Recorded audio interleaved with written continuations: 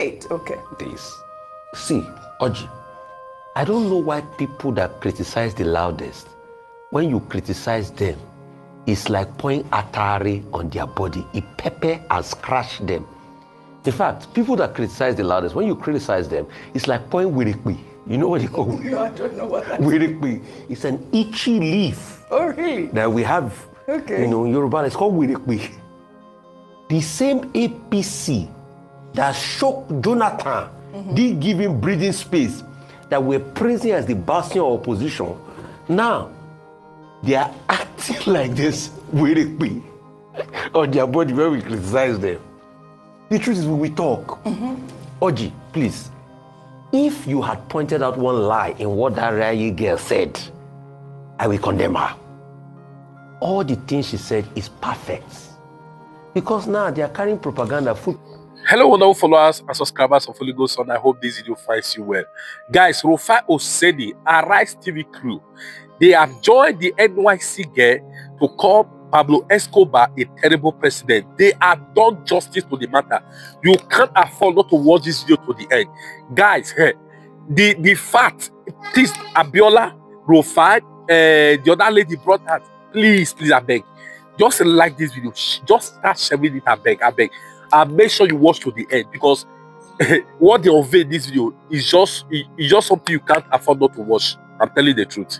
National Youth Service Corps member Uche Ugwamaye was trending over the weekend after she expressed frustration in a viral video on TikTok over the high cost of living in Nigeria. Ugwamaye criticized President Bola Ahmed Tinubu, calling him a terrible president and questioning what his administration is doing to address the economic crisis. Video, I just want to say to our president, I don't know if there have been any other president that is terrible, but you are such a terrible president.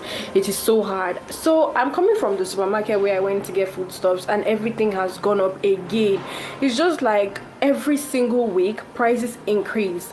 I want to know, what is the government doing about this increment? Is there going to be a particular time where prices will stop going up? Is there going to be a particular time where things are going to go back?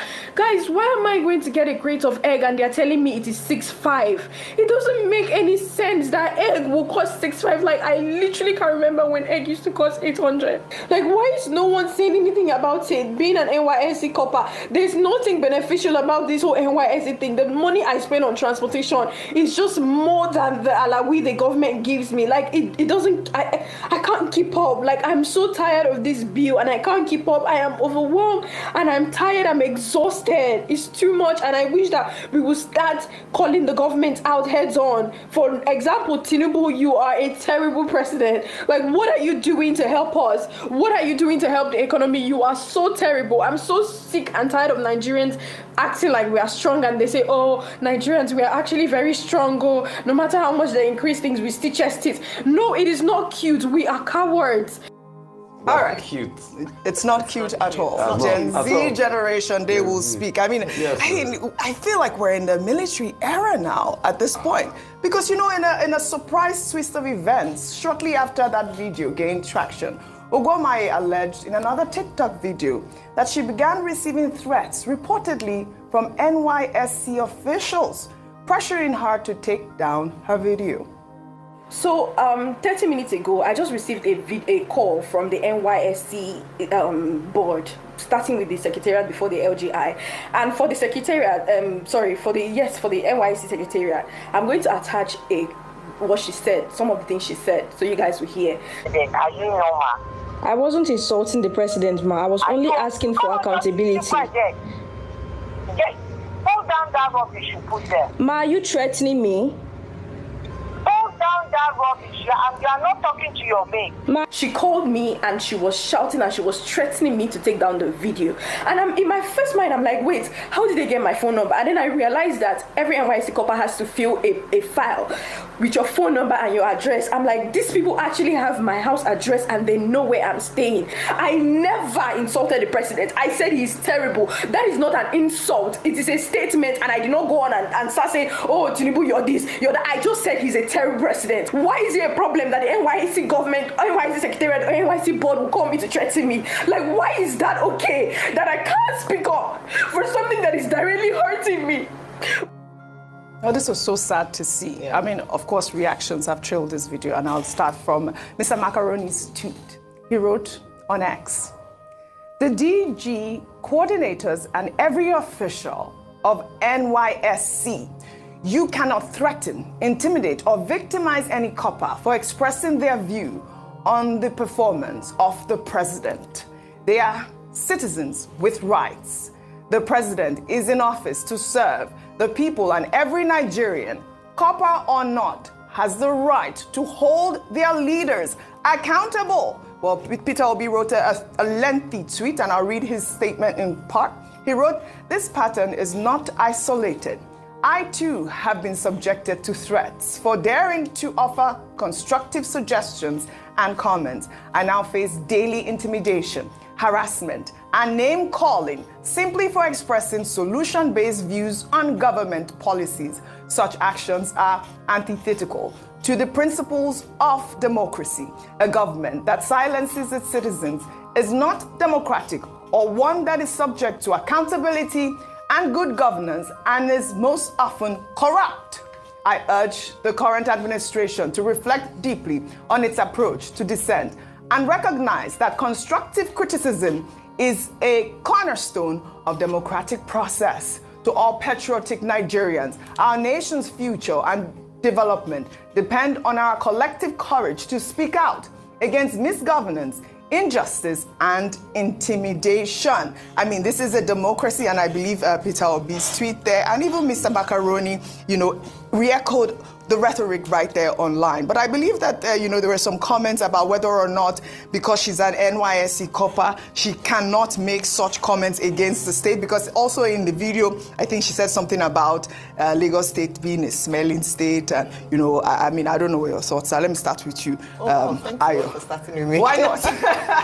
All right. Because so I know you're passionate. I think one of the things that is a hallmark of good leadership and democracy is the ability to take feedback, criticisms, and use it as a tool or a platform to better. So when someone comes to my state, Lagos State, for instance, and I'm proudly Lagosian, and they say that your state smells, the first thing I'm doing is not, "Oh, keep quiet, you are evil for saying that." It's evaluate the situation. Is her statement true? Why has she come to say? Why did she say that? So people come, even some people send me messages that, "Oh, you are a Lagosian, so you should be ashamed of yourself for not defending." It's not about defending. It's actually the love for the state that would make me want to see what outsiders perceive, and even inside people that live here. And if it's true, let's fix it. If Lagos is smelling, let's fix it. It's not a permanent thing. And we've often talked about refuse management, even the rivers and the streams. So it's her opinion, and she said that, and a number of people have also opined of the same thing. But now let me go to the main story around what you said about militarization of democracy, as we seem to see it in Nigeria. And it's such a sad situation. I'll take it from this angle. Ushe, as an NYSC, as a copper, would be in her early 20s, maximum. If you even look at her and the way she speaks, she's probably Gen Z. By the way, this is the Sorosoke generation. This is the coconut head generation. That's what they said during the NSAS. So if we're expecting the same reactions we used to from the millennials or baby boomers, wake up, Nigeria. Jima soon, like they'll say on the streets. Wake up. You don't handle their agitations or aggravations the way we used to do it in the past, where everybody is yes, sir, respect. They have changed. The world is a global village, so they're exposed to more cultures, they're exposed to more things, and so their reactions are different. You cannot silence this generation like that. There's now been a number of people coming out on TikTok, posting their own videos of their own experiences. Absolutely. If you think you're going to shut them down, guess what? They keep multiplying. We should learn from NSAS and not mismanage this. Having said that, we owe the youth an opportunity to speak out. We owe this lady an opportunity to express herself. As long as you're 18 years and above, you are an employer of the president. Absolutely. And he needs to recognize that. Mm-hmm. Criticism does not mean that you hate or you are a terrorist. It just means that your love for this nation would not make you keep quiet when you see bad things happening. Finally, we have seen a number of young people migrating abroad, and the president keeps going now to say that the young, our asset, greatest assets in Nigeria are the youth. Yes. Let's not lose our youth by coming hard, coming harsh and hard on them. Listen to them. They are the future. If they're saying things are bad, listen, take it as feedback, and even call them to a round table. Absolutely. Why are you spending money on a national youth conference if you're not willing to listen to the young people? If the young people take the platforms to speak, there's only as much as you can keep them quiet, and you should find that woman that threatened that woman. Nothing must happen to Shai. Woman that threatened that woman. I think it is very important. But in the video, she made a lot of, she complained a lot, and a lot of people could relate to that. Obviously, she talked about the price of egg. She also talked about electricity. When she came back, they brought her bill. She couldn't even believe that it had gone, like it was double. So one of the reactions, before I come to you, Rufai, one of the reactions that trailed the story is a 2022 video of President Bola Ahmed Tinubu, then the APC presidential candidate, promising to provide constant electricity in the first term of his administration if he was elected president. Tinubu said during the campaign that if he didn't deliver on his promise, he should be voted out. Let's take a look. By all means necessary, you must have electricity, and you will not pay for estimated bill anymore.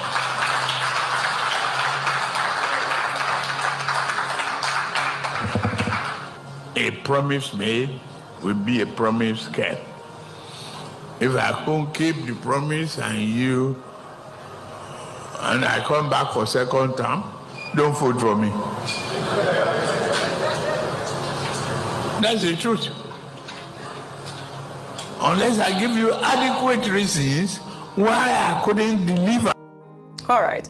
Electricity is one of the biggest problems at this point. I mean, in fairness to him, he's only done 18 months, right? So we are hoping that by the end of his first term, like President Bola Ahmed Tinubu has promised, this our Band A electricity issues will be resolved. Rufai on fire.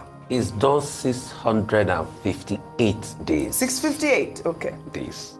See, Oji, I don't know why people that criticize the loudest, when you criticize them, it's like pouring atari on their body. It pepper and scratch them.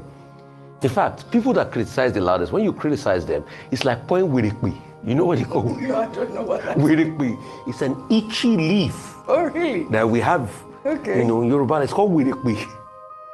The same APC that shook Jonathan, did give him breathing space, that we're praising as the bastion of opposition, now they are acting like this wirikwi on their body when we criticize them. The truth is when we talk.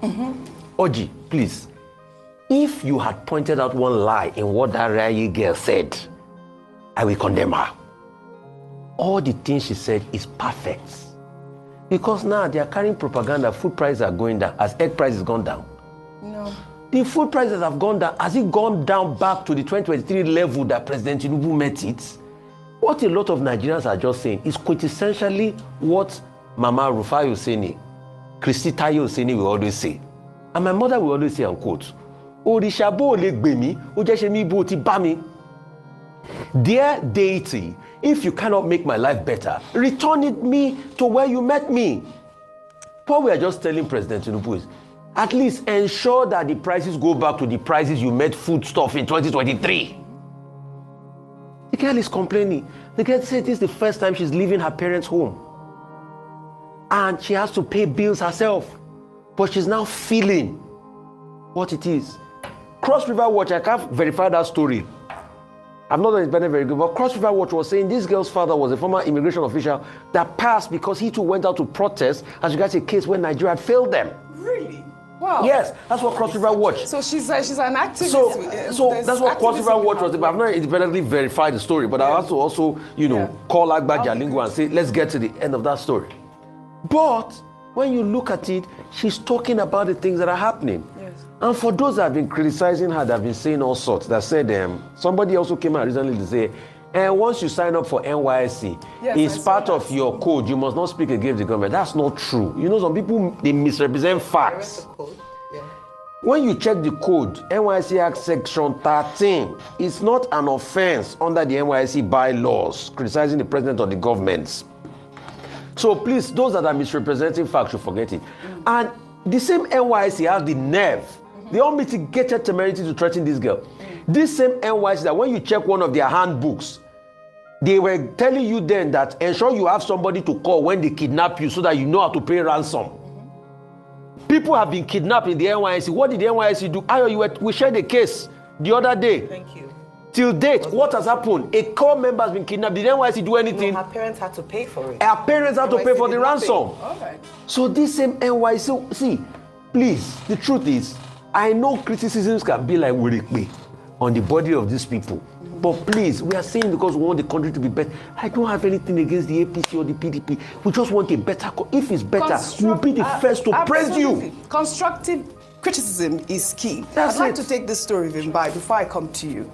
In the meantime, former Kaduna State Governor Nasiru El-Rufai was trending over the weekend after he revealed that political leaders were aware of the controversy surrounding President Bola Ahmed Tinubu's academic records in Chicago before the 2023 presidential election, but still supported him.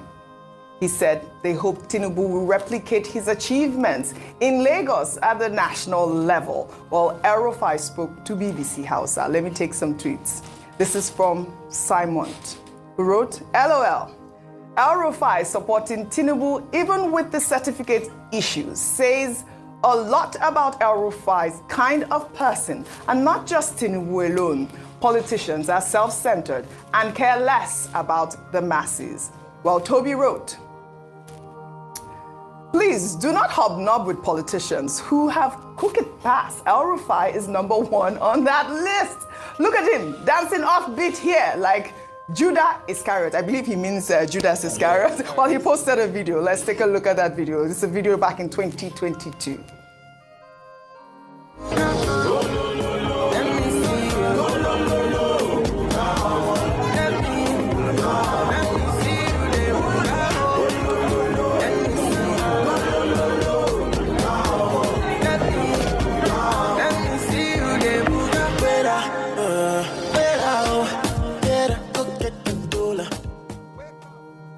Let me see you go, lo, lo, lo, Bugao. This is the same man dancing during the campaign season with President Tinubu, saying he will never leave the APC. Now he's gone to the SDP, and he's about to open all the cans. Who open them? The can of worms. We encourage it. Yeah, I know you love that. But also, what does it show? It just shows that, you know, either El-Rufai cannot be trusted, politicians cannot be trusted, like the last Twitter user alluded to.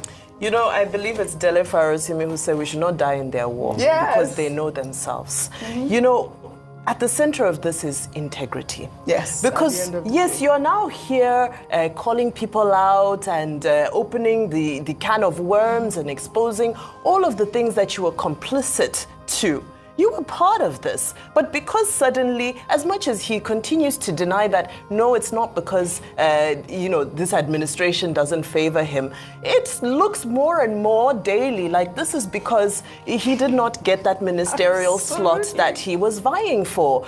So, I mean, let's see what they're working towards and how this particular strategy towards 2027 will play out. But, Oji, it points back to the issue of we too, as voters, as citizens, need to also focus on issues during elections. Absolutely. As opposed to, you know, I was reading a book called, funny enough, the book is called Dictators, but it's around how leaders have built cults, personality cults, like Donald Trump, like where we get to a point where people are no longer talking about issues, they just sort of blindly follow personality because of their belief in that person. And really, this is a model that was created in political strategy in order for people not to focus on issues, in order for people to just blindly follow individuals. So I'm not saying there's anything related to a dictatorship here, but what I'm saying is that we're seeing this trend where it's always about pushing personalities. No, it's guys, Baba, it's this, it's this, it's this.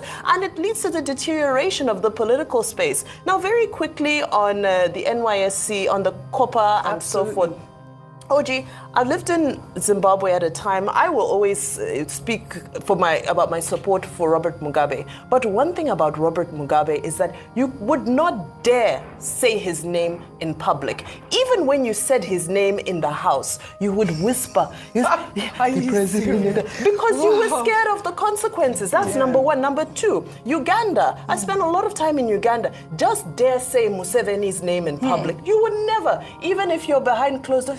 M7, the president. We can't allow Nigeria to get to a place where people cannot open their mouths to call the name of their leader. She has every right. Nobody is more Nigerian than the next person. She has every right to vocalize herself. Yes, she has her own unique way of vocalizing herself. But did she break any laws? No, she did not. She did not. So I think there's a conversation that needs to be had here around just allowing freedom of speech, allowing people are frustrated. This is a safer way for people to vent their frustration than, because remember already, we've seen the controversy around people planning protests. You've already said people can't protest because you now start calling it a coup, you start calling it several other things. So now people can't go on TikTok. And so where are we supposed to have an outlet to express our frustrations? So that's just very lastly, I know you need to go to your last story. Very lastly, there's now a conversation around NYSC itself. That is Several people are saying, is it still relevant? Should it still be in existence? Or how does it need to be amended to become relevant to this current time? Because it was a post-war initiative for unity. But in this day and age now, how can we reform it so that it can still be relevant to the values we're trying to achieve now? Absolutely. Thank you, Vimbai, for sharing that experience about Mugabe.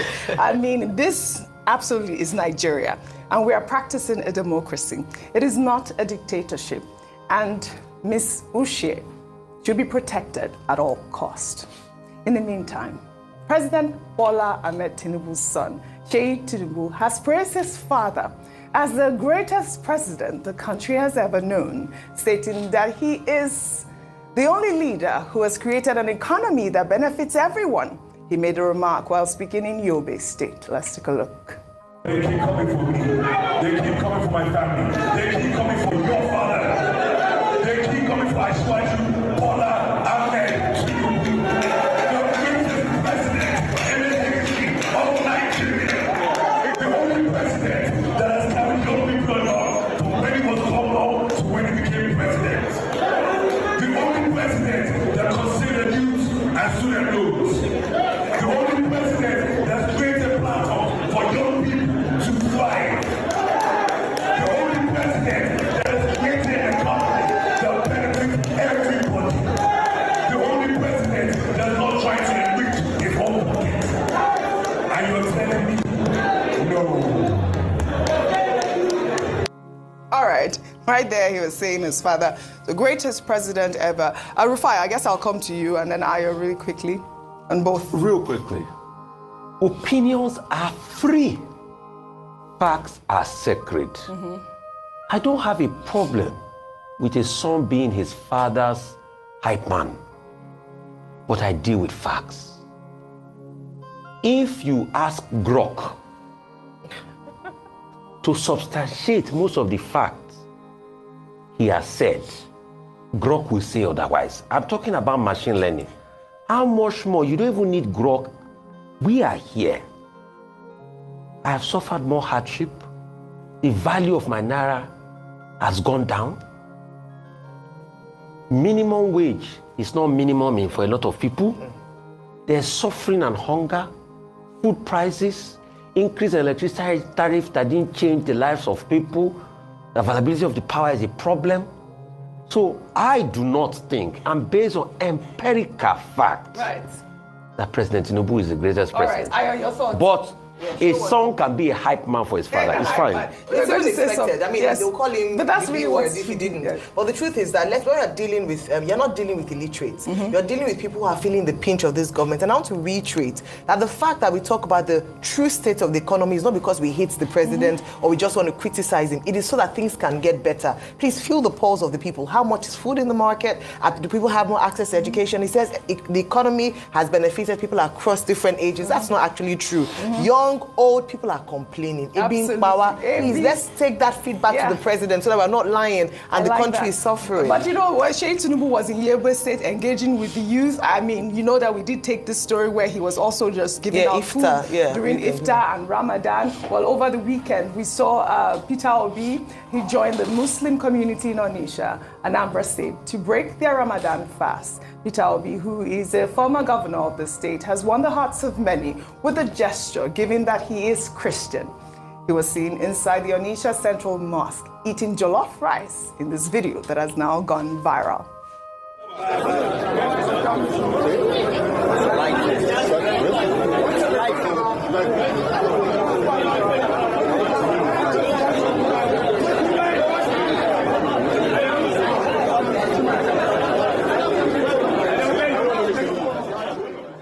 You know I love stories like this. I mean, kudos to Peter Obi. We also saw the Niger State governor at the time. I mean, I believe it was last month, singing in a church with Christian. I love to see this sort of interaction. Well, this is a sort of diversity we need in our nation building.